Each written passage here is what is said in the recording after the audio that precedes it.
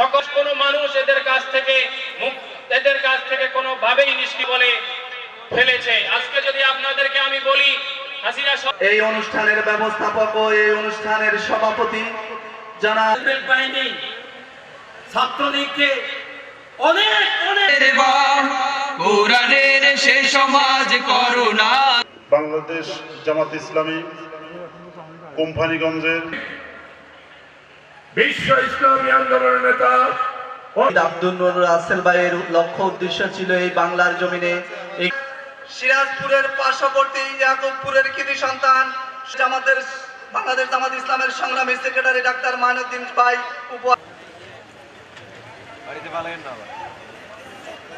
বক্তব্য রাখবেন ১ নং সিরাজপুর ইউনিয়ন শাখার সংগ্রামী সহ সেক্রেটারি আমার